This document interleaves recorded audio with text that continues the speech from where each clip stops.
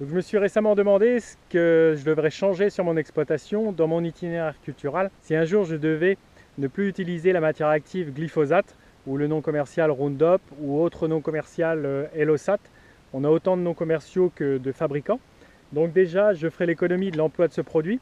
En fonction de l'infestation en mauvaises herbes et en adventices, je peux l'utiliser entre 1 à 2 litres par hectare par année sur les parcelles donc qui le méritent. Ça fait une économie de 10 à 20 euros par hectare et par an. Donc en second temps, je devrais changer mon itinéraire cultural.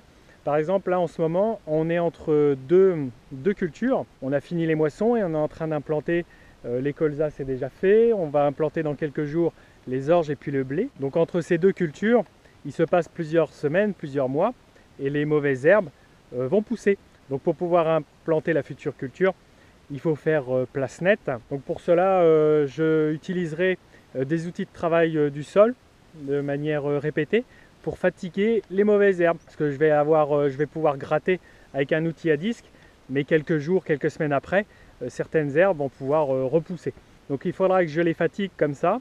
Il faudra que je fatigue aussi les chardons que pourra y avoir. Dans certaines parcelles, j'ai des chardons. C'est assez difficile de les avoir. Lorsqu'on va les sectionner, ils vont repartir par leurs racines, par leurs rhizomes souterrains. Donc en fonction du salissement de la parcelle et en fonction du type d'herbe présente, chardon, vulpin ou régras par exemple, ça pourrait être 1, 2, 3, 4, voire 5 passages d'outils mécaniques. Aujourd'hui, sur ces terrains où il va y avoir de fortes repousses et des chardons, je vais donc utiliser la matière active et puis je vais gratter une seule fois. Il y a certaines parcelles, peut-être un tiers de mes surfaces, où il y a pas mal de vulpins et de régras présents. Il y a un stock semencier important. Donc pour ça, sur ces surfaces, j'utiliserai le labour, j'ai toujours la charrue, pour pouvoir mettre sous terre et enterrer assez profondément les mauvaises herbes et les graines pour les mettre dans la capacité de germer dans la future culture.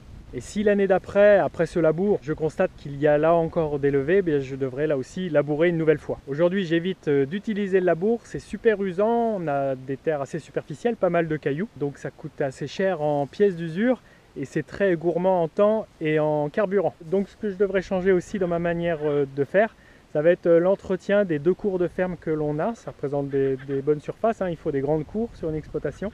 Donc là, il faudra que je l'entretienne de manière mécanique avec, on a une débroussailleuse thermique à dos. Donc ce qu'il faut que je prévoie, c'est un volume d'heures de travail plus important qu'aujourd'hui.